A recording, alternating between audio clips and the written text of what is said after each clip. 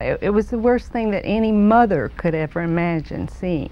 Bob was in intensive care, and of course all of the paraphernalia, you know, everything that possibly could be hooked up to something, I think, was hooked up. And it was devastating. We were there for 3.5 weeks before we were ever even given any hope that he was going to live. And the doctor said he was able to travel. We took him back to Louisville, and he was in intensive care there several weeks. He was still in a coma when he went to this facility. He was in his coma for 3 months. When he started coming out of the coma, behavior, I've never seen anything like it. I've never imagined anything like it. I mean, it was, you were afraid to go near him. Then when the therapist there at the rehab center in Louisville started working with him, trying to teach him to eat and everything, it was you would try to feed him and he would throw food at you. He would bite, kick. He had Hoffman devices in both legs, and believe me, they're lethal weapons. Then his behavior kept it was worse all the time. There was nothing really at the facility in Louisville that they could do. When I was approached by the facility in Tennessee, I was told that they had a very, very structured behavioral program. And I was naive enough to believe everything that I was told. So I went down to look at the facility in Tennessee. And fabulous. Everything was just, it just looked so good. I spent 4 days there with him. During this 4 days, he had exactly 15 minutes of therapy. 15 minutes in 4 days' time. And I knew that something else had to be done.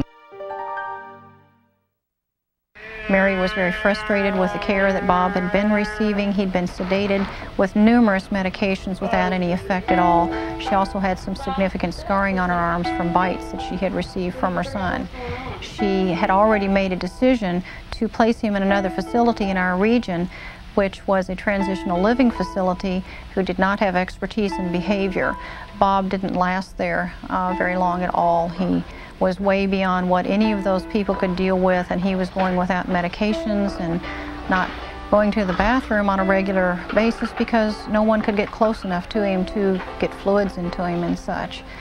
The team from CNS, I called and talked with him after talking with a physician who indicated that Mark Ashley at CNS could deal with Robert and his severe violent behavior. He didn't really have a strict therapy program set up because of his behavioral problems. He was yelling, he was hitting, grabbing, he was trying to hurt himself at times. I watched Chris work with Bob, and I was so impressed. He knew how to handle him. And I thought right then, if anybody can help Bob, Chris can. When Bob first arrived here at the center, it was certainly one of the most interesting trips getting here. When he finally arrived, he was extremely agitated most of his day. He was participating in a full day here in our therapies, and that was from 9 in the morning till 4 o'clock in the afternoons. And it took every ounce of energy he had to accomplish that every day. Our staff got together in group staff meetings, not only to address the behavioral issues, but also introduce whatever therapeutics to share with each other what we were able to accomplish constantly and what we learned from each other. We were able to take videotape of Bob, play that, share what worked and what didn't work. We were able to have other people sit in and help and work together as a team across disciplines, within their own discipline, working together so that they can learn what it was that got through the behavioral problems and got to the therapeutics that we knew would help Bob get better. In picking a facility, you can't just look at the dollars and cents that it's going to cost. That's what the funding source is going to look at, but you have to look at the quality of life issue. The first maybe 2 months I didn't see a lot of improvement. Then it just started gradual. And the first time I came out and I saw him walk, now this was something we never ever thought we would see. We never thought we'd see Bob able to walk again. But the first time I saw him walk, even though it was with a walker and assistance, I mean, it was fantastic. And every month after this first time, every month that I would come out here, he was improving just a little bit more. And it seemed like when he got to the point that he could walk, it was the behavior started to get better. He was doing so well. Now Bob is in a I think, I won't say a unique position, but in I guess a good position. Something we all hoped for, something we all spoke about at the beginning, things that we were discussing and we were looking forward to. That's the position Bob is in now, and what he's taking are the skills that he was able to learn. Once the behavioral problems resolved, he could then work on his ability to think, to read, to walk, to talk and interact, to socialize with people, and he's now integrating those skills. He's putting them all together into the person that maybe Bob was before the injury.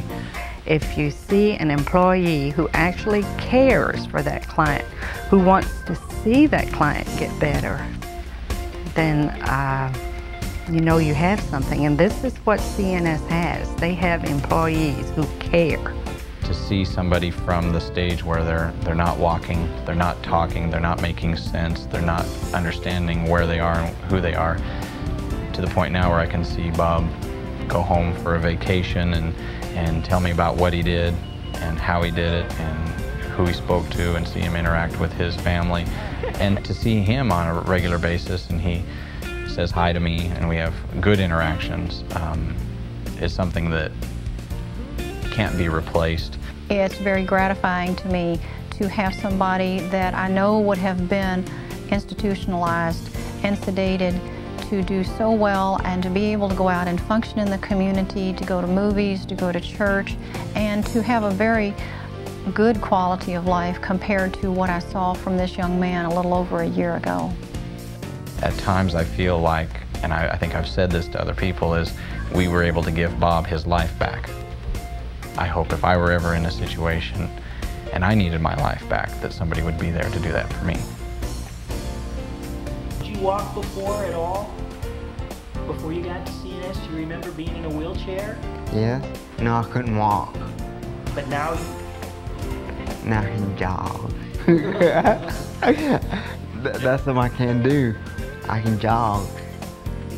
Dad. If someone should ask me, or if I should see someone in just total despair, someone who had just totally given up on a family member, I would definitely say, don't give up. I really never gave up on Bob. I didn't really expect a great deal of improvement, but now he's able to enjoy himself. He's able to go to movies. He loves going out to dinner, and he can laugh, and when he came home at Christmas, he recognized all of his family members. He hugged them all, and everyone cried. Believe me, it was happy. It was a happy cry.